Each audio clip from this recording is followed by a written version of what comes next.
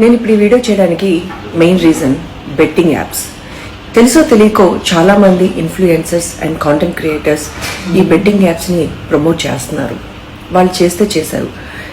కనీసం మీరైనా ఆ బెట్టింగ్ యాప్స్ని ఎంకరేజ్ చేయకండి.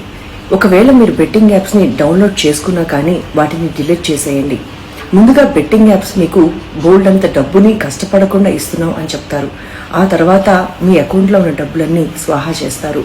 ఈ బెట్టింగ్ యాప్స్ని నమ్ముకుని చాలామంది జీవితాన్ని కోల్పోతున్నారు, సూసైడ్ని చేసుకుంటున్నారు. దయించి ఇప్పటి వరకు ఎవరైతే ప్రమోట్ చేశారో వాళ్ళు ఇక మీద ప్రమోట్ చేయకుండా ఉండండి.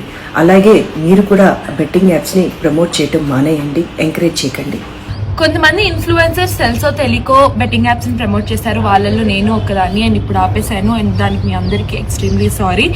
మీరు ఎవరైనా ఇన్ఫ్లుయెన్సర్స్ బెట్టింగ్ యాప్స్ ప్రమోట్ చేస్తుంటే అవి చూసి ఎంకరేజ్ అవ్వకండి అండ్ ఈజీ మనీకి అలవాటు పడద్దు. ఆ యాప్స్ ఏమైనా ఉంటే డిలీట్ చేసేసేయండి అండ్ వాళ్ళని ఫాలో కూడా అవ్వద్దు. సో అందరికీ thank you and once again sorry.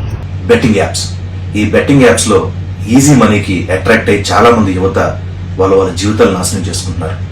దయచేసి బెట్టింగ్ యాప్స్ ని ఇప్పుడే డిలీట్ చేయండి. మీ కెరీర్ మీద దృష్టి పెట్టండి, సక్సెస్ కండి.